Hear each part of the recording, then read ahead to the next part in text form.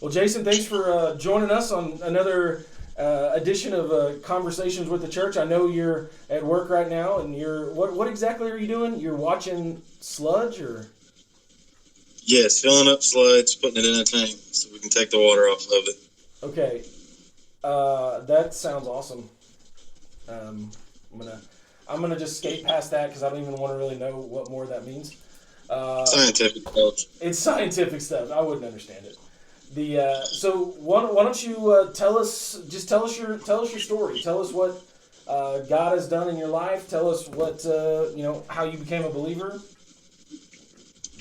It's yours. I don't really have a cool story. Mine is I've been in church since I was 2 weeks old, and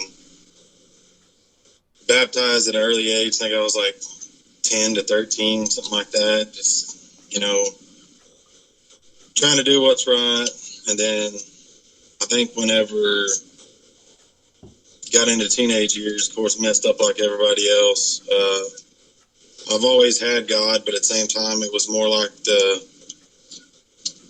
when I was younger, it was more the typical Christian accent or deal. It was like, yeah, I'm a Christian because I'm a Christian, that sort of deal. And then when my kids started being born, I started trying to get closer and more involved in church and trying to show them that, the church isn't a building, it's what you do. And at that point, it was when I started getting closer to God was when my kids were born and trying to set them up to be godly people.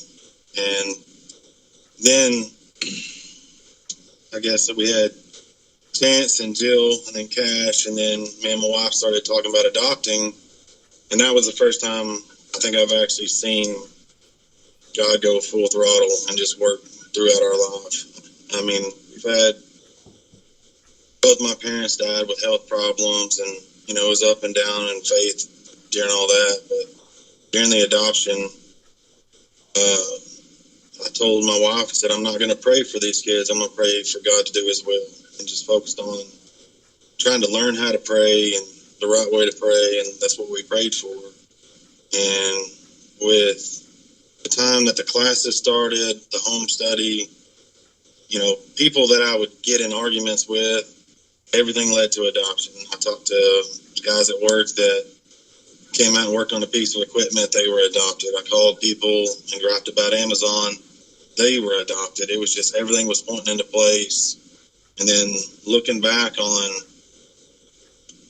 where me and Star started, getting a house that was oversized for us, 12 years ago.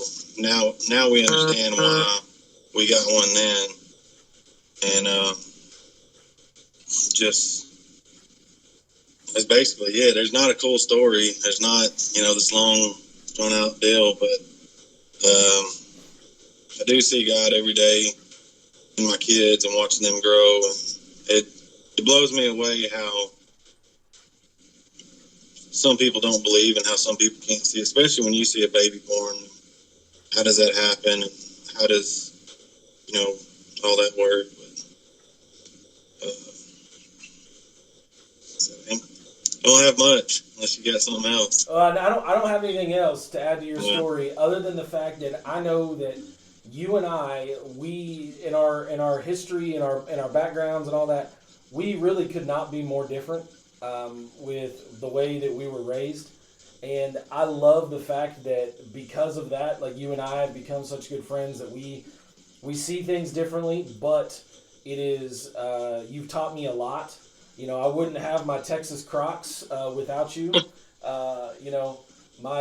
It's just so it's encouraging, and your wife has been encouraging to my wife, especially since we're going through the adoption, this whole process as well, and there's a lot of emotions that go with that, and there's a lot of ups and downs that go with that, and so you guys have been there for us, and I extremely appreciate that. And so, I remember there was once where you guys were struggling, and Rebecca and I went out to eat with you guys, and I just told you, hey, maybe this is just something that you're going to deal with. Maybe this is just the cross you're going to have to bear, the thorn that you're going to have to, that's in your side, as Paul said.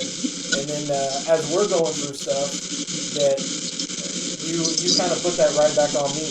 No, I love it. Like, I don't like it's not funny, but it is. Dude, you know, Christians are meant to struggle. Yeah, yeah. I mean, That was my a beautiful. wise man once told me that. Yeah. I was having a breakdown, and well, Christians are meant to struggle.